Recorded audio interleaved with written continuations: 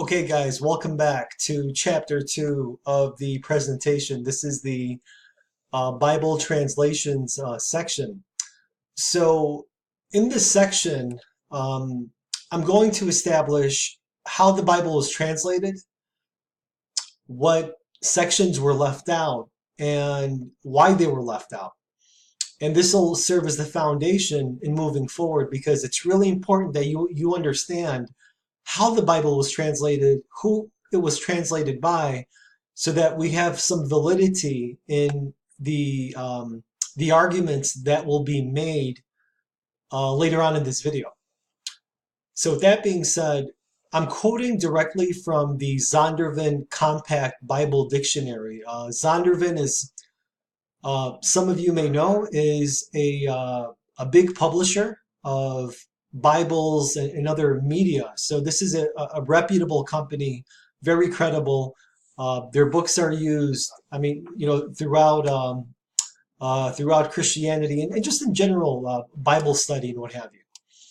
So I'm quoting directly from the Zondervan Compact Bible Dictionary regarding the translation of the King James Version of the Bible. There are many different interpretations or versions of the Bible. King James Version is by far the most popular, and I'll get into more detail on that in just a minute. So 47 of the best Hebrew and Greek scholars of the day were divided into 6 groups. 3 for the Old Testament, 2 for the New Testament, and 1 group for the Apocrypha. 2 of the groups met at Oxford, 2 at Cambridge, and 2 at Westminster universities. When a group had completed its task, its work was submitted to 12 men, 2 from each panel. Final differences of opinion were settled at a general meeting of each company. In cases of special difficulty, learned men outside the Board of Revisers were consulted. Marginal notes were used to explain Hebrew and Greek words to draw attention to parallel messages. Italics were used for words not found in the original but necessary to complete the sense.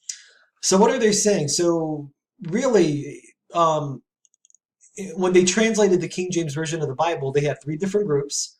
One for the first half of the Bible, the Old Testament. So the Old Testament is the first part of Christian Bibles based primarily on the Hebrew Bible, a collection of ancient religious writings by the Israelites. So that was the first part of the Bible, the Old Testament. Or we can say that this was the Bible used before Jesus came. And actually, when Jesus came, this is what he was using to to facilitate preaching to the people at that time. In addition to the new insights he brought into the world. But anyhow, so that was the first part of the Bible. The second part is the Apocrypha. The Apocrypha they're a series of books written prior to the New Testament. So they're somewhere in the middle between the Old and the New Testament. And these books were left out of the Bible by the Roman Catholic Church, namely during the translation of the Bible.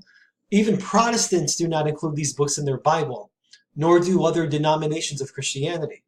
However, what's really important to note is that these books contained in the Apocrypha, they're prophetic, and amongst other things, they confirm that the Roman Catholic Church would create pagan Christianity.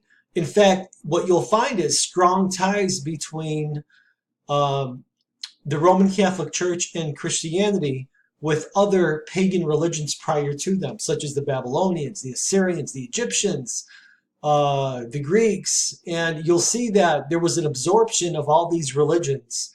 And God had prophesied regarding the Christmas traditions, the Easter traditions, and they were contained in the Apocrypha. So anyway, that's why it was left out. And then finally, you have the New Testament. The New Testament, of course, is the second part of the Christian biblical canon. That means, these are the books that were written by the apostles and the disciples when Jesus came, right? So they were witnesses in a sense. So again, you have the Old Testament, the Apocrypha, and the New Testament. And remember, they were all translated and put together by that panel that I touched base on previously and they created the final version. So, and I'll give you the correct years as well. So here we go.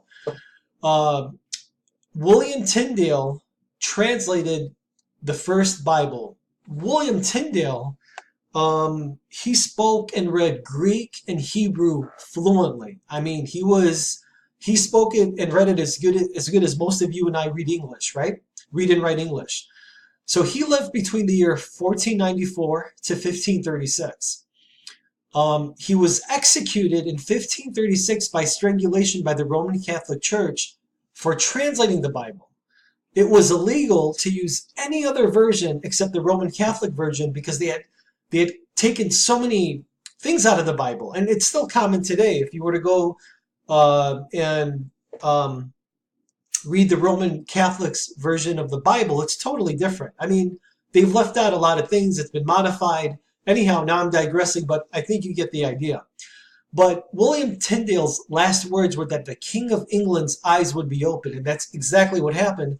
That's what led to the final translation of the King James Version of the Bible. What's important to note is that Easter was not practiced in the Bible whatsoever by the Christians. What you're going to see later on in this video is that Christmas and Easter were practiced prior to not only Jesus coming, but well before that. Even well before Moses came. Before Moses led the Jews out of, or the Israelites out of Egypt. Christmas and Easter had been practiced a long time before that. So that's it. So just to conclude this section regarding Bible translation, William Tyndale translated the first version of the Bible, and he was executed for it. Later on, the King James Version was created by that panel that we talked about, and they had purposely left out certain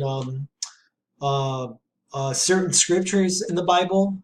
In fact, many books. I forget the exact number in the Apocrypha, but there's at least 8 to 10 books that were left out of the Bible because, again, they were prophetic, and they prophesied against the Roman Catholic Church and their pagan Christianity. So thanks for watching this video, and I'll be back with section 3.